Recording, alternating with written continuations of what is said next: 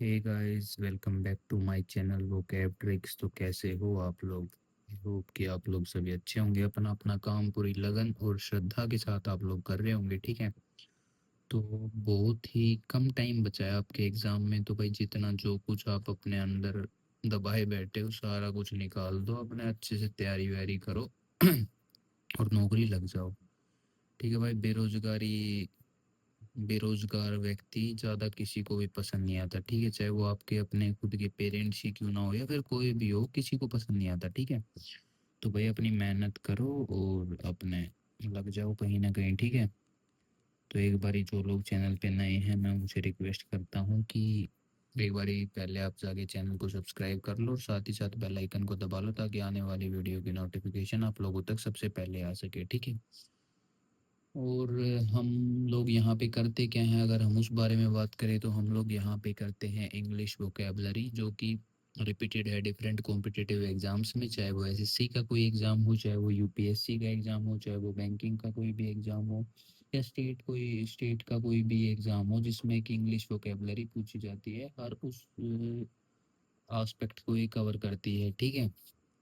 तो हम लोगों ने काफ़ी क्लासेस इसकी कर चुकी है। उसी सीरीज को आगे बढ़ाते हुए आज हम अपनी नेक्स्ट क्लास करने वाले हैं, ठीक है। आप लोगों को क्या करना है, आप लोगों को करना ये है, या तो आप लोग साथ साथ नोट्स बना लो अच्छे से सुन के, या फिर अगर नोट्स नहीं बनाना, स्क्रीनशॉट लेना है तो आप स्क्रीनशॉट भी ले सकते हो। क्लास को पूरा ध्यान से सुनना है, और एक बारी क्लास खत्म होने के बाद, एक बारी आप अच्छे से सुनने के बाद, एक बारी 2x पे आप क्लास को दोबारा से ले सकते हो, ठीक है। इतना सा करोगे, आपका वोकेबलरी में इम्प्रूवमेंट 100% आएगा, ठीक है। तो बिना ज़्यादा देर के हम लोग अपनी क्लास को क्या करते हैं, शुरू करते हैं, ठीक है। तो आज का जो फर्स्ट इडियम हमारा होने वाला है वो क्या होने वाला है, वो होने वाला है the balloon. The balloon goes up. The balloon goes up. The balloon goes up का मतलब क्या होता है? सिचुएशन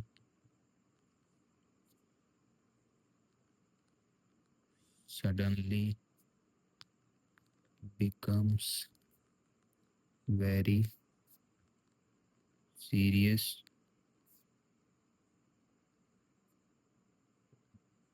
और अनप्लीजेंट, ठीक है।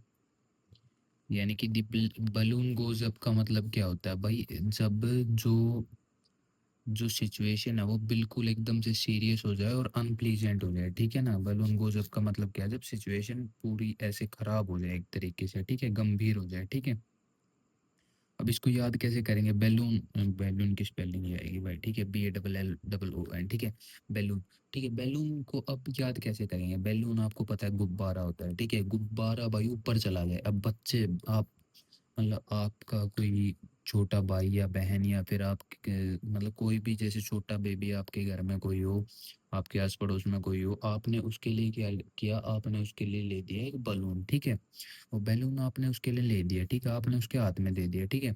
आपने बोला कि एक बार मेरे को दे दे बैलून, तो जैसे ही आपने पकड़ा तो कैसे क्या हुआ कि वो आपके हाथ में से छूट गया, ठीक है। छूट गया तो भाई अब वो बेबी है वो रोने लग गया, तो रोने लग गया तो सिचुएशन क्या हो गई भाई, वो इतना जोर से रोने लग गया कि अरे मेरे ये मेरा बैलून ये वो कर दिया वो कर दिया, ठीक है। यानी कि सिचुएशन क्या होगी, बिल्कुल सीरियस होगी, अनप्लीजेंट होगी, ठीक है। अब जो हमारा सेकंड इडियम है वो क्या है? Nitty gritty. निटी ग्रिटी, ठीक है। निटी ग्रिटी का मतलब क्या होता है? Most important, most important details of an issue और सिचुएशन, ठीक है। यानी कि किसी भी परिस्थिति का, किसी भी चीज का सबसे इम्पोर्टेंट जो पहलू होता है उसको क्या बोलते हैं? नीटी ग्रिटी, ठीक है। अब नीटी ग्रिटी को कैसे याद करेंगे? नीति से, ठीक है। नीति क्या होता है? नीति भाई जो मतलब हमारी रणनीति होती है वो नीति। ग्रिटी को ग्रेट से याद करेंगे, जो हमारी नीति थी, यानी जो सबसे इम्पोर्टेंट पहलू था हमारे उसका, हमारे आंदोलन का, वो क्या था? वो बहुत ही इम्पोर्टेंट था, ठीक है। Most important details of an issue, ठीक है। अब हम मूव करते हैं हमारे थर्ड इडियम पे, ठीक है। थर्ड इडियम आप सभी को पता होगा, लेट बायगोन्स बी बाई कौन ये भाई हमें अपनी लाइफ में भी अप्लाई करना चाहिए, बहुत हेल्प मिलती है, ठीक है। जो बीत गई सो बात गई, ठीक है। To forget about argument argument and problem that happened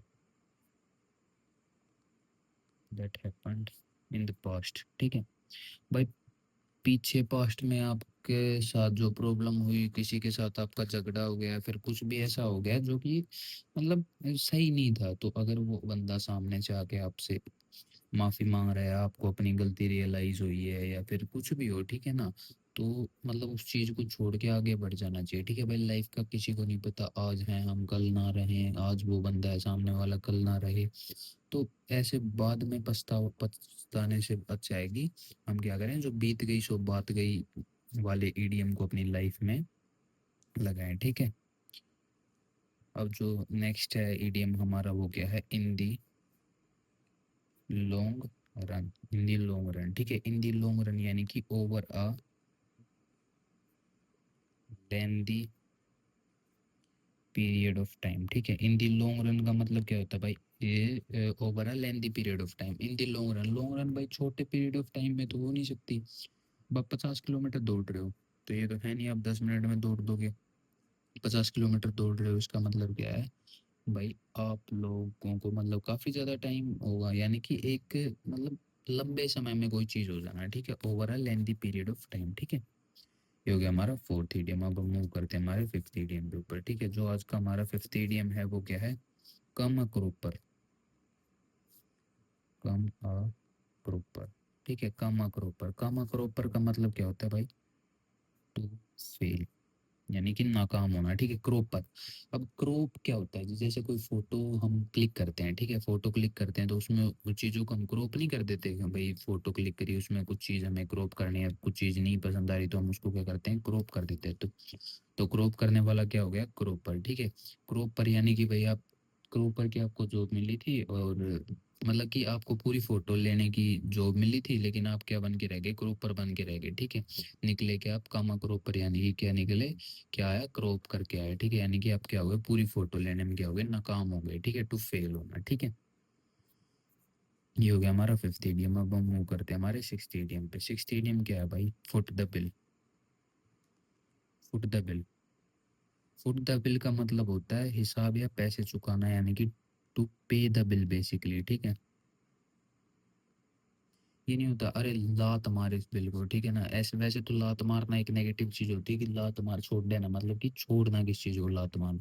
लेकिन यहाँ पे क्या है भाई, बिल्कुल लात मार, यानी कि बिल्कुल लात मार, यानी कि बिल्कुल चलता कर, पे प्यू करके जाने दे, ठीक है ना, यानी कि पे करके चलता हुआ, ठीक है। फुट द बिल यानी कि टू पे द बिल, ठीक है। अब जो हमारा सेवंथ ईडियम है वो क्या है, fire and Brimstone. Fire and Brimstone, fire and Brimstone का मतलब क्या होता है, the punishment of hell. The punishment of hell यानी कि बेसिकली भारी जुर्माना, यानी कि नरक के बराबर सजा, ठीक है। फायर और पत्थर, भाई पत्थर और आग लगा दो इसको, पत्थर यानी कि ये क्या है, बिल्कुल नरक की जैसी पनिशमेंट है, यानी कि भारी जुर्माना आपके ऊपर लगाया गया है, ठीक है।